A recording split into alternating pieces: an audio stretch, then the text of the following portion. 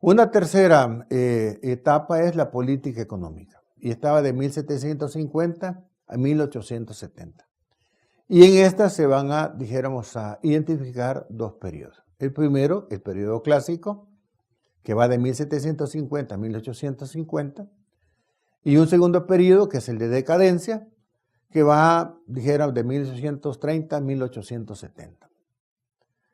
En el periodo clásico también tenemos que identificar ciertas características, porque son, dijéramos, los aportes que se van dando a la estructuración del soporte teórico en el que se va a fundamentar y poder afirmar que la economía es ciencia. Entonces, una primera característica en este periodo clásico es la construcción de una teoría económica fundada sobre la teoría del valor objetivo.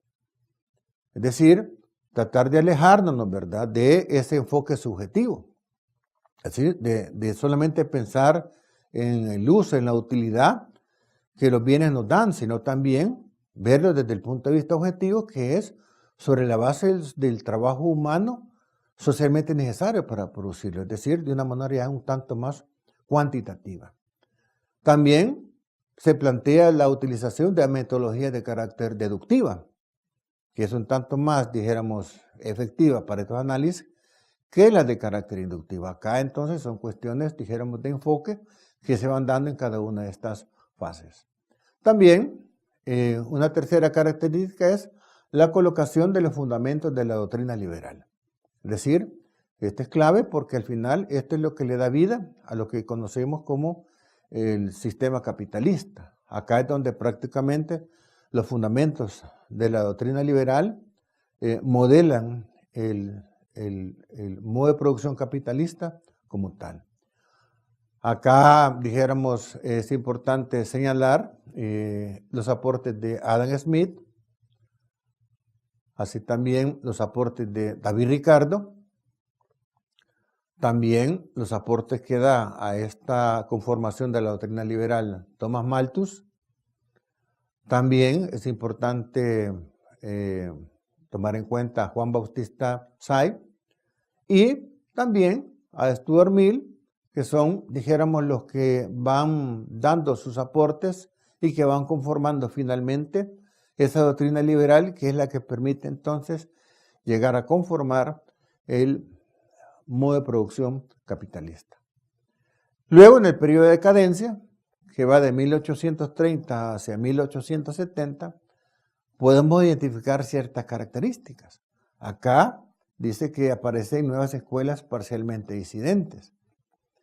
Es decir, que no solamente va a estar presente la perspectiva capitalista, sino que empiezan a aparecer otros enfoques, que ya los vamos a ver más adelante, y eso hace entonces de que ya existan ciertos cuestionamientos, donde entender el funcionamiento de la economía no es simplemente desde una perspectiva, sino que desde varias perspectivas que van proponiendo soluciones para resolver el problema fundamental de una economía.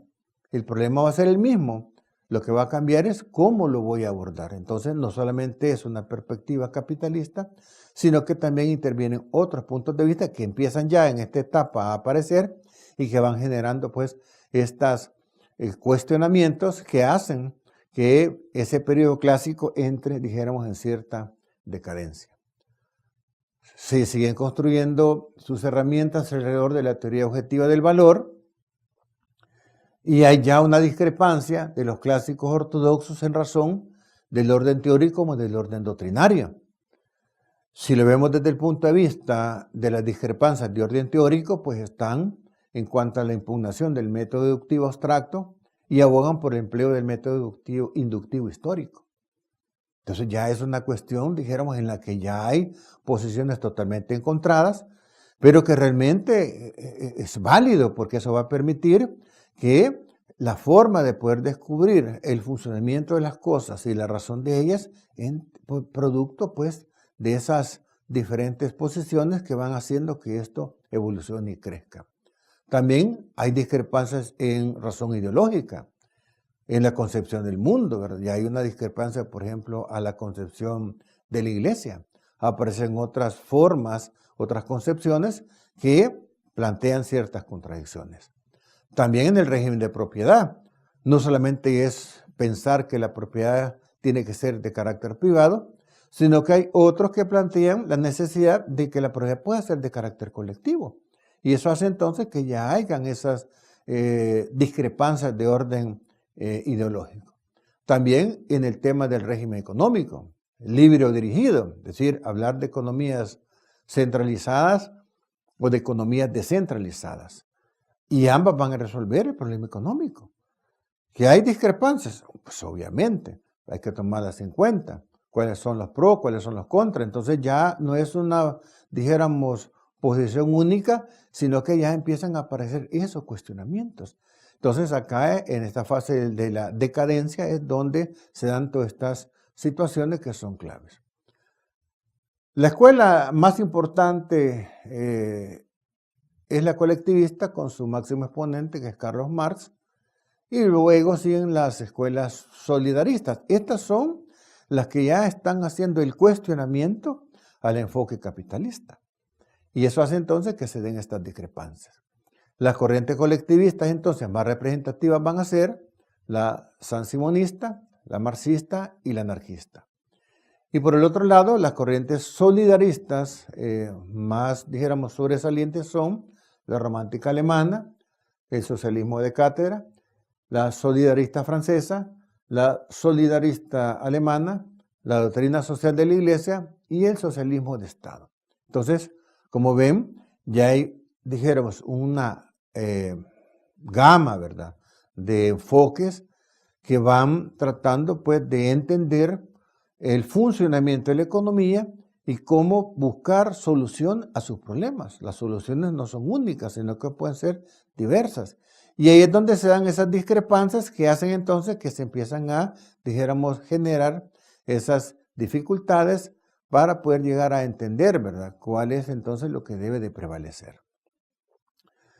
Finalmente llegamos a la parte de la ciencia económica y acá entonces identificamos también dos periodos. El primero, que es el neoclásico, allá era clásico, aquí es neoclásico, que va de 1870 a 1930, y el periodo contemporáneo, que va de 1930 hasta la actualidad. Si vemos, ahí aparece 1930, que es lo que hablábamos al inicio, que es lo que marca la aplicación histórica del desarrollo de la economía, a partir de esos cambios que se dan producto de las crisis de 1930. Veamos entonces el periodo neoclásico. Acá, dentro de las características más, dijéramos, importantes que podemos identificar es un análisis neutral de las relaciones económicas prescindiendo de los elementos ideológicos. Eso es una cuestión bastante complicada porque ante el cuestionamiento que ya se da a partir de los nuevos enfoques, como el enfoque marxista y otras al enfoque capitalista, acá se trata de hacer un esfuerzo por tratar de determinar las relaciones económicas prescindiendo de los elementos ideológicos. Claro, nosotros sabemos que eso es difícil plantearlo porque cada quien está, dijéramos, influenciado por sus principios y valores que hacen pues que los enfoques sean sesgados.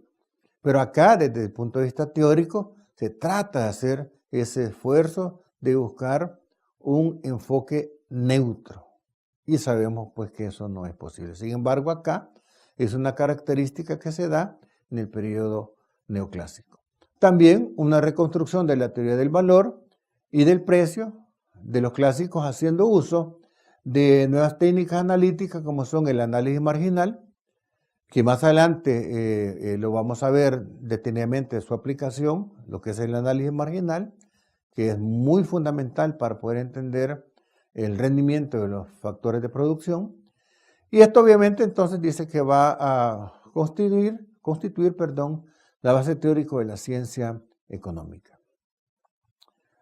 En el neoclásico entonces podemos encontrar pensadores en la primera generación, a Stanley Levons, a Carlos Menger y Leon Walras. En una segunda generación encontramos a Marshall, a Edward, a Sarbaugh y a Pareto. Todos estos economistas han venido aportando a la conformación del pensamiento económico.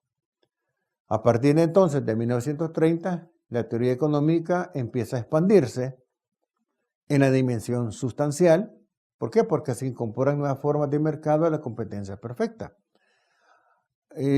Cuando veamos la parte de mercados, vamos a detenernos en los agentes económicos y esto lo vamos a analizar desde una perspectiva ideal, que es la competencia perfecta, para luego aterrizar en los enfoques reales que nos da la competencia imperfecta. Pero acá simplemente se mencionan para poder determinar esa expansión del análisis en la dimensión sustancial, es decir, que aparecen, como dice acá, nuevas formas de mercado. Las figuras centrales del primer periodo son, bueno, ya los mencionamos, Levons, Menger y Walras. En el primer periodo también se ponen las bases de la ciencia económica moderna. La escuela neoclásica limita su campo de acción al análisis neutral de las relaciones económicas, como ya lo habíamos planteado como una característica clave, prescindiendo de los elementos ideológicos. Acá pues se hace énfasis en esto porque es una cuestión que se trata de desarrollar, pero que difícilmente se va a lograr. Es decir, a la teoría económica o economía política pura hay que tratar, ¿verdad?, de que apareciendo una división entre esta y la política económica aplicada. ¿Para qué? Para poder establecer una diferencia. Esta última fue desarrollada por la generación de Keynes. ¿Por qué? Porque Keynes aparece de 1930 hasta por 1970, donde él plantea la necesidad de, a partir de la economía política aplicada, la importancia de que el Estado intervenga en la actividad económica en aquellas áreas que son claves. En el segundo periodo de la etapa moderna se amplían los conocimientos en torno al análisis marginal y el equilibrio en general. En esta etapa se pueden citar algunos muy conocidos economistas como son Arthur Pigou, Erich Schneider, Schumpeter y Georg Stigler. Todos estos van contribuyendo ya, dijéramos, a construir todo un soporte teórico que va a permitir establecer leyes, principios, modelos, paradigmas, que son los que van a permitirnos entender y explicar los hechos pasados, entender los presentes y predecir el futuro. También con el análisis macroeconómico se desarrollan las investigaciones sobre la estructura y análisis del ingreso nacional y sus componentes como son el ahorro, el consumo y la inversión. Y aparece una primera ecuación clave que nos vamos a ir ya relacionando con ella, que es Y igual a C más C, es decir, el ingreso va a ser igual al consumo más la inversión. En la dimensión temporal se refiere a los estudios de los fenómenos económicos en su relación con el tiempo. A diferencia de lo que ocurre en los modelos estáticos, en los dinámicos las variables están referidas a diferentes fechas para poder conocer el proceso de cambio o trayectoria temporal del sistema económico en el que el modelo representa. Entonces acá se vuelve importante entonces el análisis en la dimensión temporal. En la dimensión espacial, pues obviamente el análisis se vuelve regional. Ya no es un análisis puntual, sino que se van haciendo análisis de regiones, que va a permitir después la conformación de los bloques. A partir entonces de 1930, la teoría económica, podemos afirmar, se va a expandir tanto en la dimensión sustancial, temporal y espacial. Ya lo habíamos entonces comentado, pero acá lo venimos a reafirmar, que en la parte sustancial se van a incorporar formas de mercado distintas a las economías de tráfico. A la forma tradicional de la competencia perfecta, se le van a agregar nuevas formas de mercado, como ya decíamos, que son el monopolio, ¿ya?, donde prácticamente vamos a encontrar un solo productor que va a controlar el mercado. Es una forma de mercado que no estaba considerada anteriormente. También se va a tomar en cuenta los oligopolios, ¿ya?, que son grupos que se ponen de acuerdo para poder controlar el mercado. Luego está la parte de la competencia monopolística, en la que prácticamente son dos empresas las que controlan el mercado, pero empresas que realmente son fuertes, prácticamente son empresas transnacionales y que obviamente pues van a controlar el mercado. Y esto lo vamos a desarrollar más adelante cuando veamos la parte pues de la competencia imperfecta. Bien, nos quedamos acá. Hasta la próxima.